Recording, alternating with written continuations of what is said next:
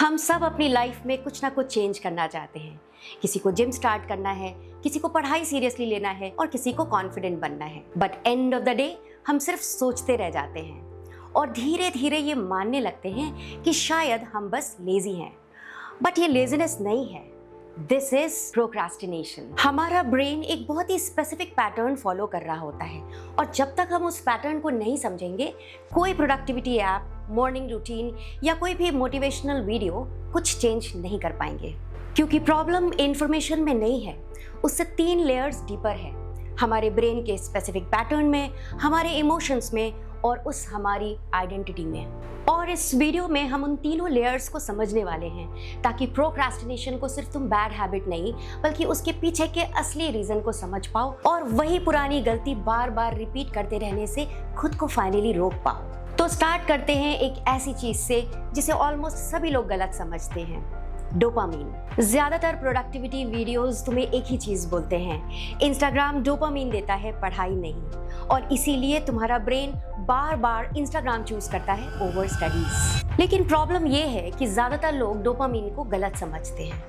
Dopamine reward मिलने पर release नहीं होता बल्कि वो एंटिसिपेशन में रिलीज होता है जब तुम्हारा ब्रेन नेक्स्ट पॉसिबल रिवॉर्ड को प्रेडिक्ट करने की कोशिश करता है। लाइक एक रील फनी होती है, अगली मोटिवेशनल, फिर एक शॉकिंग या इमोशनल, और यही अनप्रेडिक्टेबिलिटी हमारे ब्रेन को बार बार डोपामीन रिलीज करने को फोर्स करती है और इसीलिए हमें इंस्टाग्राम इतना एडिक्टिव होता है। अब प्रॉब्लम ये है कि एग्जाम या लॉन्ग टर्म गोल में इंस्टेंट रिवॉर्ड नहीं होता।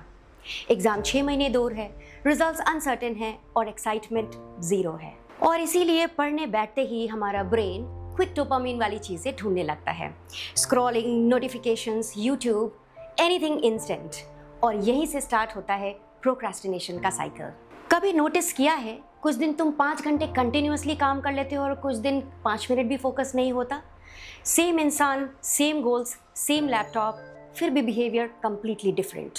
इसी चीज को एक्सप्लेन करने के लिए रिसर्चर डॉक्टर पियर्स स्टील ने प्रोक्रास्टिनेशन पर हंड्रेड्स ऑफ स्टडीज एनालाइज करके एक फॉर्मूला दिया था। According to him, procrastination primarily 4 चीजों पर डिपेंड करता है। First, expectation.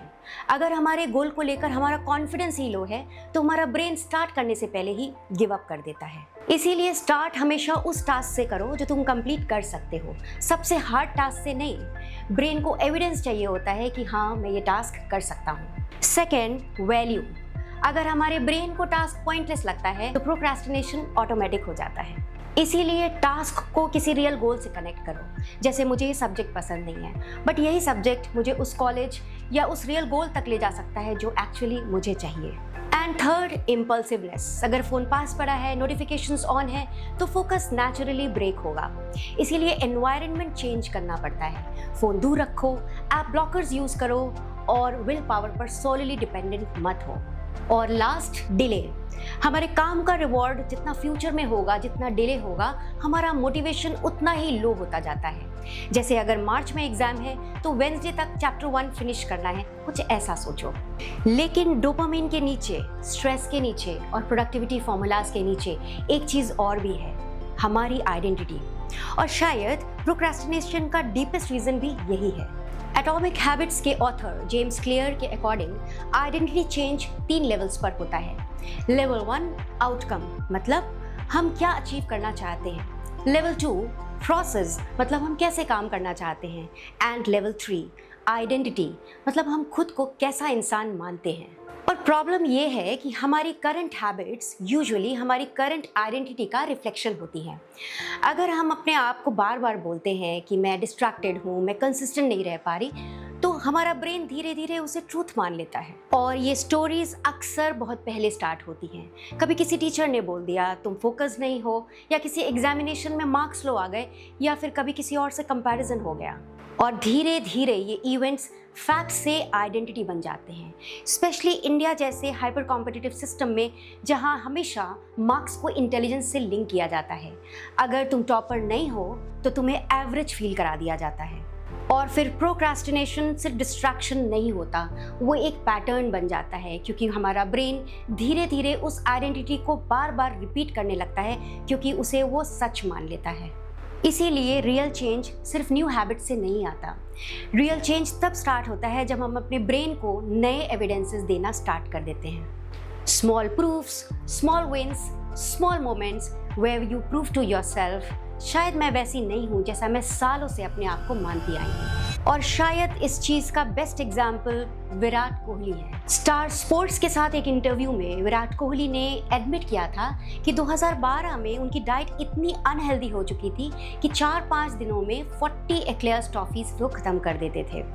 He said he felt disgusting seeing himself in the mirror and he really wanted to change about himself. But यहाँ notice करो कि उन्होंने सिर्फ अपनी हैबिट्स को चेंज करने की बात नहीं की, उन्होंने अपने आप को देखने के तरीके को भी चेंज करने की बात की और उसके बाद से ही उनका बिहेवियर ऑटोमेटिकली चेंज होने लगा। डाइट चेंज हुई, ट्रेनिंग चेंज हुई, फिटनेस चेंज हुई। विराट कोहली को अपने आप में चेंज करने के लिए कोई प्रोडक्टिविटी ऐप नहीं चाहिए थी, ना ही कोई मोटिवेशनल वीडियो और ना ही कोई परफेक्ट मॉर्निंग रूटीन।